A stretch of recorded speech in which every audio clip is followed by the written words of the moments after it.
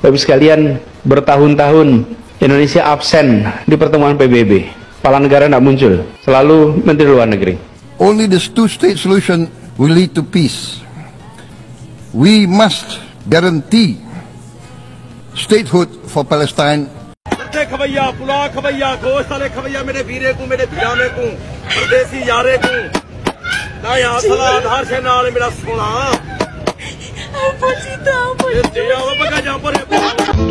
Dia nomor satu panjat tepinang, dia nomor satu tarik tambang. Seperti yang aku cari, yang kuat-kuat saya. Beritakan berarti ngomong yang soal lain. Pulang-pulang tiba-tiba dia sudah tolak IKN, tolak hilirisasi dia. Oke.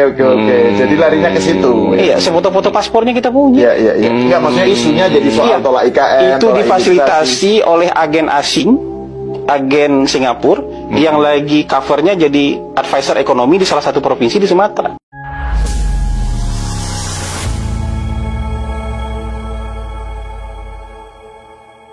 Assalamualaikum warahmatullahi wabarakatuh.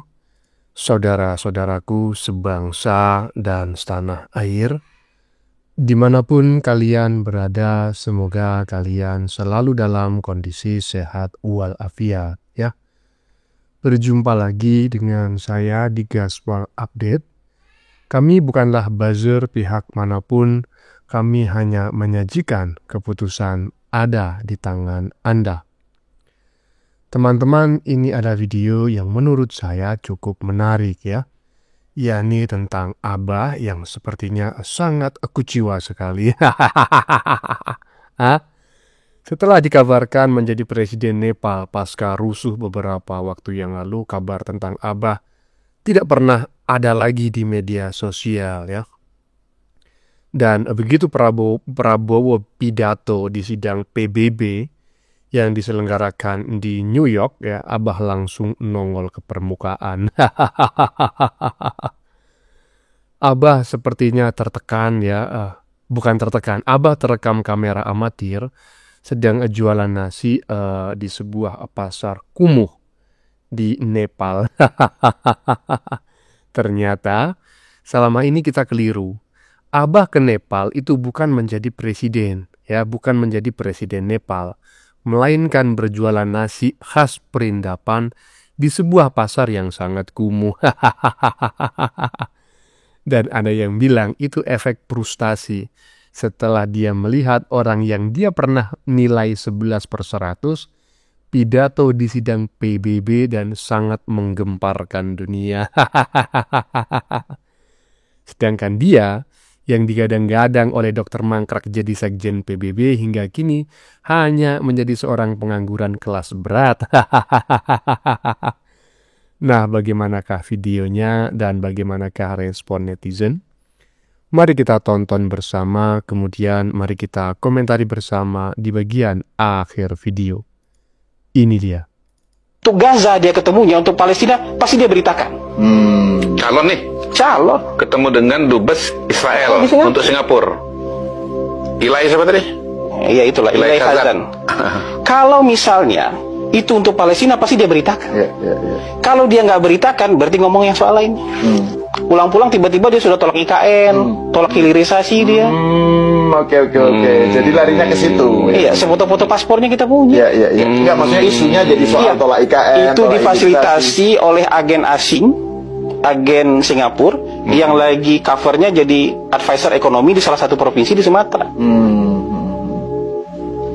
Dan tapi kita nggak mau glorifikasi itu. Dan tim ahlinya atau tim pakarnya itu yang nolak hilirisasi itu. Ya. Iya kan. Jadi bayangkan gitu. Maksudnya kita punya banyak peluru. Ya, kita punya banyak amunisi. Bahkan ada kasus yang sudah jadi kasus gitu loh. Nggak kita pakai kok. Waduh, saya baru tahu ini ya. Kalau tidak diungkap oleh Hasan Nasbi, mungkin tidak akan kita pernah mendengar informasi tersebut. Waduh. Nah, menurut teman-teman bagaimana? Apakah yang disampaikan oleh Hasan Nasbi ini A1 ataukah tidak gitu ya? mau tidak percaya itu ini Hasan Nasbi gitu kan yang ngomong, mau percaya, tetapi selama ini Abah itu diidentikan oleh para pendukungnya, anak Wabah itu sebagai orang yang agamis dan pro Palestina. Hah? Ini gimana ini? Kok lebih Palestina Prabowo ternyata. Ngeri juga ini ya. Aduh, ngeri. Ternyata agen Israel. Lanjut. खवैया पुला खवैया गोश वाले खवैया मेरे वीरे को मेरे भियाने को परदेसी यारे को ना यहाँ सला आधार से नाल मेरा सोना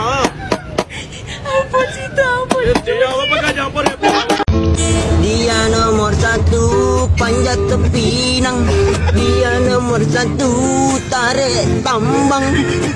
Seperti yang aku cari, yang kuat saya. Waduh, Abah.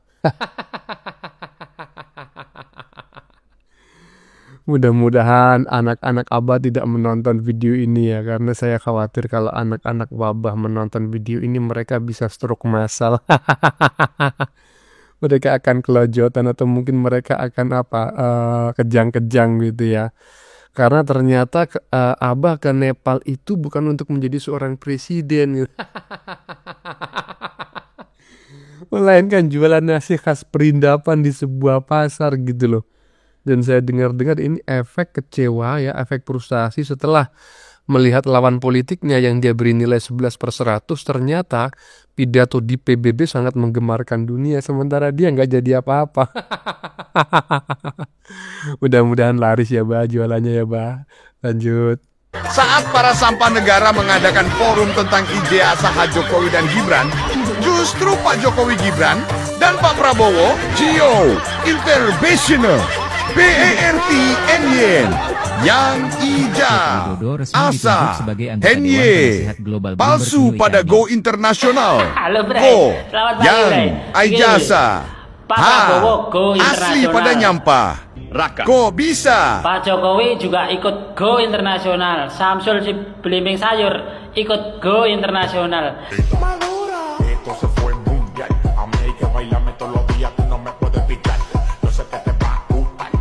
Lah ini gerombolan pecinta panci nih bro, masih kayak begini modelnya bro.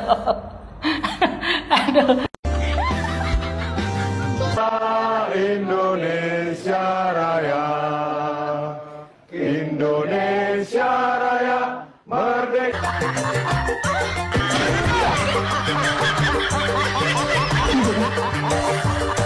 Tapi pemujanya itu banyak banget bro, pemuja pecinta panci itu banyak banget. Tapi mereka itu cuma nyampah doang itu loh. Ribet-ngeribetin negara. Lo orang lain berpikir tentang planet, tentang dunia, tentang nuklir. Ini masih main aja di wilayah ijazahnya Jokowi, ijazahnya Gibran. Aduh, negaranya mau dibawa kemana kalau negara ngikutin Aiman tuh. Padahal memang biangnya itu sebenarnya Aiman, itu mencari duitnya caranya begitu, bikin huru-hara itu, bikin PT huru-hara dengan karyawan-karyawannya kayak begini. Gimana menurut teman-teman ya? Biangnya ini adalah Aim Tutman katanya, ya kan? Iya. Jadi menarik sekali apa yang disampaikan oleh netizen barusan teman-teman ya. Di saat Prabowo itu go internasional, hadir di sidang PBB, pidato ya sambil geblak-geblak meja khasnya Prabowo. Walaupun lebih moderat begitulah gebrak-gebrak mejanya ya kan. Lebih soft gitu ya. Dibanding ketika dia kampanye di Indonesia 2014 dan 2019 yang lalu gitu loh, yang gebrak-gebrak mejanya, waduh kagak ketulungan kan seperti itu ya kan. Kemudian juga Pak Jokowi go internasional karena diangkat sebagai Dewan Penasehat di sebuah lembaga ekonomi dunia gitu, dan juga Gibran yang juga go internasional. Sedangkan para kaum pembenci ya kan, Abah dan kawan-kawan ini malah sibuk debat kesana kemari, aduh, dan menurut netizen barusan biang keroknya adalah Aim Tutman. Gimana menurut teman-teman? Lanjut. Emang kalau lagi ngadepin orang denial itu lucu-lucu gimana gitu ya. Perkara tadi video yang gue posting itu sebenarnya menggambarkan ketika dulu ada orang yang kasih nilai 11/100, itu cuma bisa ngomong di depan forum ormas. Dan ribut-ribut masalah ketika ada orang yang harus ada di forum internasional. Padahal orang yang itu yang dimaksudkan sudah bicara di forum internasional. Dan kali ini dibayar tunai kan, bicara di forum PBB. Dan kalau dibilang gue harus bersihin hati nih ya, sesuai komen yang ini nih ya, kayak harus dibersihin ke kepalanya yang itu. Karena seingat gue itu ngomong di saat bersamaan dengan masalah ibu kota ASEAN itu adalah Jakarta. Bukan gitu bang? Gue ngadepin orang denial emang gitu ya. Nih ada komen yang lebih lucu lagi. Buka mata sil, itu Anies bicara presiden yang 10 tahun menjabat sering absen di forum internasional. Hey ya, peduli apa ngomongin presidennya dulu? Apa untungnya gitu ya, bongkar-bongkar yang dulu.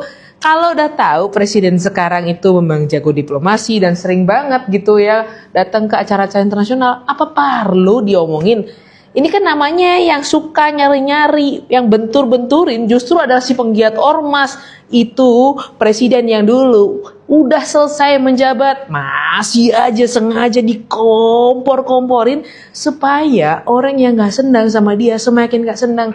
Oke lah, gue paham banyak orang yang gak senang sama dia entah kenapa. Tapi ketika dia udah selesai jadi presiden, perlu ngungkit yang kayak gini nih? Gak perlu banget. Yang kita lihat bukan masa lalu, sekarang kita lihat ke depan presidennya siapa, bagaimana, dan apa yang dilakukan presiden. Pinter. Sebabnya kita harus selalu muncul dalam pertemuan-pertemuan global. Bapak sekalian, bertahun-tahun Indonesia absen di pertemuan PBB. Kepala negara tidak muncul, selalu Menteri Luar Negeri. Only this two-state solution will lead to peace. We must guarantee statehood for Palestine, but Indonesia also declares that once Israel recognizes the independence and the statehood of Palestine, Indonesia will immediately recognize the state of Israel, and we will support all guarantees for the security of Israel. Ya, menurut saya apa yang disampaikan oleh Mbak Sylvia Tan barusan ini sudah sangat jelas begitu ya. Siapa sebetulnya yang denial begitu loh? Siapa sebetulnya yang berhalusinasi? Siapa sebetulnya yang menganggap orang lain selalu salah dan dirinya benar gitu? Aduh, ada aja ya kan? Memang membicarakan presiden yang sudah berakhir masa jabatannya itu menurut saya lebih banyak mudorotnya ya. Bukan mudorot sih. Lebih pada tidak ada gunanya. Kalau mudorot ini kan kejelekan. Kalau menurut saya membicarakan Jokowi tetap nggak ada kejelekannya. Cuma manfaatnya itu kurang begitu ada. Kenapa? Karena masa Jokowi sudah lewat ya. Saat ini adalah masa Prabowo dan justru saat ini seharusnya kita itu lebih fokus kepada prediksi-prediksi kalian yang menganggap bahwa Prabowo ini akan menjadi antek-anteknya Jokowi, kaki tangan Jokowi, kesetnya Jokowi. Tapi faktanya apa? Prabowo bisa hadir sebagai seorang presiden yang berdiri di kaki sendiri. Sementara kalian yang selalu menjargon-jargonkan gitu ya, yang selalu meneriak-neriakan bahwa Abah akan menjadi tokoh internasional dibutuhkan dunia, sampai saat ini itu tidak pernah bisa dibuktikan. Justru ya kan, Prabowo yang hadir di sidang PBB pidato sangat menggemparkan dunia. Iyalah, lanjut. Situ diperlukan oleh PBB, bakal diminta menjadi sekjen PBB, dan dia nggak level lah kalau cuma sekedar presiden gitu kan. Kemudian bilang juga bahwa Anies itu dibutuhkan oleh dunia karena untuk mengamankan perang dunia ketiga. Itu kan hal-hal yang bodoh menurut saya. Sangat bodoh. Nis, suatu saat nanti kamu bakal jadi orang besar. Sekarang mungkin Mas Anies mau nanya, Tifa, prediksikan saya jadi presiden nggak? Sebenarnya presiden itu kita di tahun 2024 sudah ada di Lauhul Mahfuz. Lalu yang lebih dari itu sebetulnya kalau boleh, karena saya berkembang menjadi ahli prediksi ya. Mungkin Bapak Ibu semua tahu saya Dr. Tifa, silahkan lihat di Twitter saya ya. Saya memprediksi beliau itu kurang lebih, kalau presiden terlalu kecil ya, saya melihat beliau itu nanti akan jadi betul, akan menjadi sekjen PBB, dapat Nobel perdamaian. Anies terlalu kecil buat jadi utusan negara untuk mengurus itu, enggak. Internasional butuh dia, karena Anies ditunggu di dunia internasional. Anies Palestina tuh membutuhkan Anda. Ancaman perang dunia ketiga itu membutuhkan Anda, gitu loh. Jangan usah harus pakai utusan khusus. Anies terlalu kecil buat jadi utusan negara untuk mengurus itu, enggak. Internasional butuh dia. Sekarang ancaman-ancaman, tantangan-tantangan bagi umat manusia di seluruh dunia itu amat sangat berat. Jokowi kembali membuktikan kapasitasnya di panggung global. Setelah purna jabatan presiden, beliau kini menjadi Dewan Penasihat Ekonomi Dunia oleh Global Bloomberg New Economy, duduk bersama pemimpin, investor, dan tokoh global lainnya. Sementara itu, klaim Anies Baswedan sebagai calon sekjen PBB, hingga kini nihil prestasi dan bukti nyata. Dalam video ini kita kupas tuntas prestasi Jokowi, sorotan internasional, serta fitnah dan klaim kosong yang diproduksi gerombolan Anies. Saksikan, bandingkan, dan tentukan sendiri. Baru saja saya sedikit singgung pada video sebelumnya teman-teman ya. Tong kosong nyaring bunyinya, narasi kosong Tifanus. Terbukti dunia butuh Pak Jokowi, bukan si manis jembatan Ancol. Gimana menurut teman-teman ya? Jadi fix ya. Dugaan netizen selama ini yang menganggap mereka ini semuanya denial, yang menganggap orang-orang ini adalah halusinasi kelas berat, ya kan? Itu ternyata saat ini sudah mulai menampakkan kebenaran atas prediksi-prediksi tersebut. Karena ya yang mereka bacotkan selama ini tidak pernah terbukti. Jangankan satu ya, setengah aja nggak ada yang terbukti. Faktanya yang justru dibutuhkan dunia itu ya Prabowo sebagai seorang presiden Indonesia.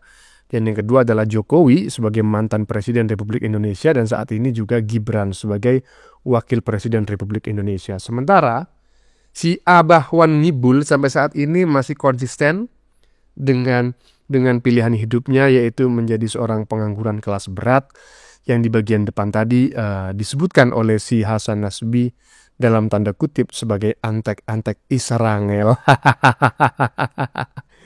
Aduh, Bani Israel. Ternyata ini Israel, Bani Israel teman-teman ya. Bagaimana menurut kalian? Keputusan ada di tangan Anda. Silakan tulis di kolom komentar baik Anda yang setuju maupun yang tidak setuju dengan isi konten ini. Sebelumnya saya memohon maaf ya jika dalam penyajian konten ini ada kata-kata yang menyinggung, kurang tepat penggunaannya, atau ada data yang dianggap keliru atau salah. Saya memohon maaf yang sebesar-besarnya. Kita jumpa lagi di lain video. Salam NKRI.